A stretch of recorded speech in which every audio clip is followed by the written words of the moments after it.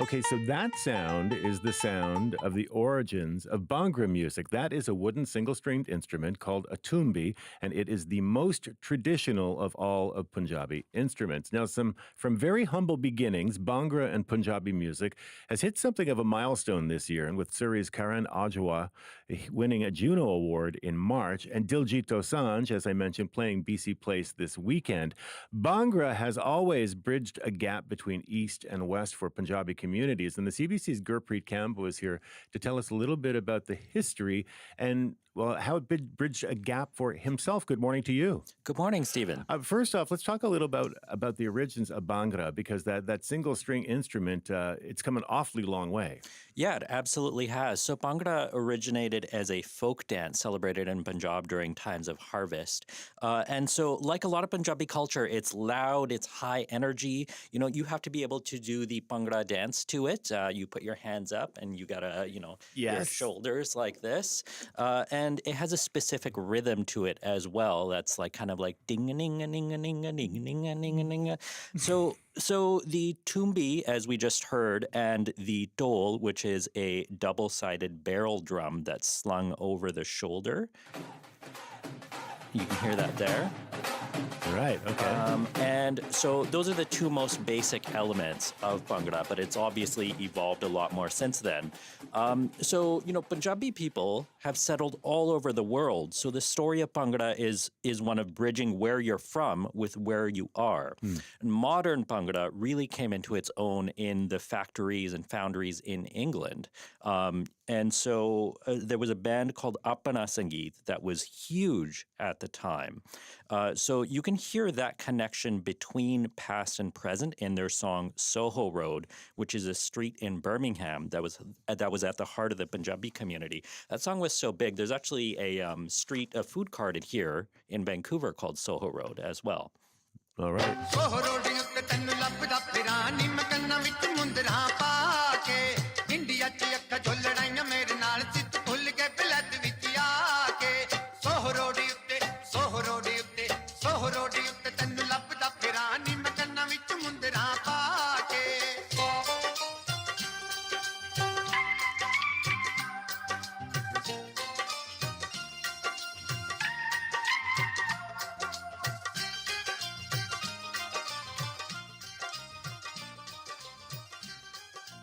Okay, so Gurpreet, you grew up here in Vancouver, and like so many young people from, a diaspora, you grew up between two cultures. So when you hear that, I mean, what did that mean to you musically when you were growing up?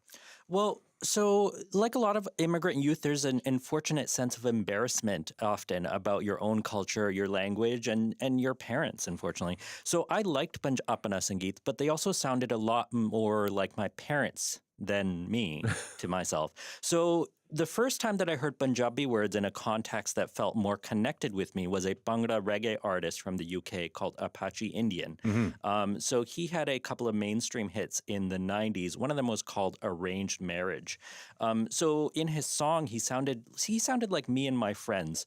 With my parents, I spoke Punjabi with an imperfect accent with English words mixed in. With my Punjabi Canadian friends, I spoke English with Punjabi slang mixed in. So in his song, Apache Indian says, me want girl, sweet like jalebi. Jalebi is like a sort of fried sweet. Me want girl? Yeah. Okay. And so it was novel to hear Punjabi words on mainstream radio and on much music. We find one gal and to get married. But listen when me talk, tell everybody me want me orange marriage from me mama and daddy. Me want gal, I'm from Jalandhar city. Me want gal, I said I sound equally. Me want gal, man to look after me. Me want gal, that says she love me. No for them. It's amazing just how well that goes together with that sort of reggae beat and the kind of almost like a Jamaican dub back there if you listen to it. There is, though, you have told me a bit of a separation in the local Punjabi Sikh community. Not everybody really accepts this kind of music. That's right. So the Sikh religion has its own very distinct musical tradition that you hear in gurdwaras, primarily religious hymns. So a lot of more religious families, and I grew up in one, don't really listen to Bhangra music and discourage their kids from doing so. It's seen by some families as a corrupting influence. That might be understandable because there's a fair amount of Bhangra songs that are about drinking and partying. Okay. And that is emerging as a big theme this week. I mean, hip hop being a big influence on Bhangra music in the 1990s. Now, I just want to pause for a second because you told me a story yesterday. You were sitting in class with a pair of headphones on, and a teacher came up to you and said, "What are you listening to, Bhangra or rap?" And you said, I said I was listening to the Rolling Stones, and that made his eyes go all wide. The reason being because he'd assumed that basically all Punjabi Canadian kids only listen to hip hop or Bhangra music. Okay. So I was a bit of a contrarian.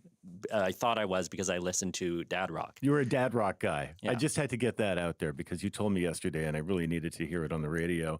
Okay, so hip hop being a big influence on Bhangra music in the 1990s. Yeah, so a lot of Punjabi Canadians identified with the themes of hip hop, dealing with racism and struggling in working class communities. So, a trend at the time was mashing up hip hop or electronic beats with Bhangra songs. So there was an artist named Bali Jagpal, and his song Ranja was definitely inspired by Cher's 98 song Believe.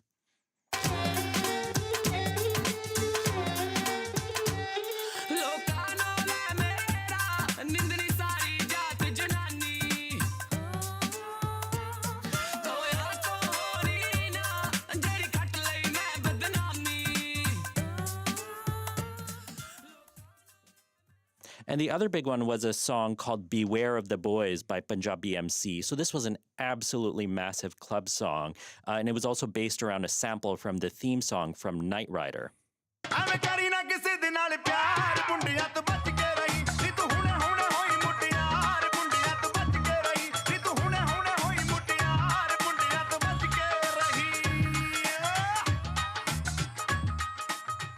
Okay, so the bass line is definitely Knight Rider. Right, Where the heck did that come from? That's an obscure reference. Well, I mean, like a lot of hip hop culture, right? It was about sampling from obscure places. So, like Soho Road, I mean, all of this kind of comes back to that intersection between East and West. I mean, for you, and in particular, also the pronunciation of the words. It's not just in the music. Yeah, that's right. So I'm sure Soho Road meant a lot to British Punjabi youth at the time. So I had a moment like that once, not that long ago, that hit me unexpectedly hard when Jagmeet Singh became the leader of the NDP. Now, it wasn't at all about him becoming the leader. It was that when he went up to make his speech, he introduced himself, his name, with the Punjabi pronunciation. So Jagmeet Singh. So Jagmeet with a soft T and Singh with like a kind of throat sound. Most Punjabi people have accepted both an English and a Punjabi pronunciation to their names. So that's something that comes back to, having that sense of embarrassment about your culture and language, including pronunciation. Hearing that in a mainstream space, it was weird and unexpected, and it made me tear up a little. I did not expect that to happen. Same with Karan Aujla. It's great that he won a Juno, but I don't want to suggest that Bhangra music has made it because he won a Juno. Right. It treads too close to something I've worked hard to shed, that embarrassment of your own culture and chasing acceptance by white culture. So Bhangra has been celebrated by the Punjabi community for decades. It's got nothing to prove. What I love, though, is the crossover because it makes it so much more accessible to everybody. Not just people who grew up with it or grew up in the tradition. Absolutely. I think what it might say more about is our mainstream culture becoming more accepting. Exactly. So what are you going to go out with here? So remix culture, I didn't talk about it much, but it was a huge influence on Bhangra music, especially in the 90s. And I think that brings it back to bridging East and West. One of my favorite songs was Nelly Furtado. She collaborated with a Bhangra group called Josh for a version of her song Powerless. And that feels like the cultural space that I grew up in. Gurpreet, thank you so much. Thank you, Stephen.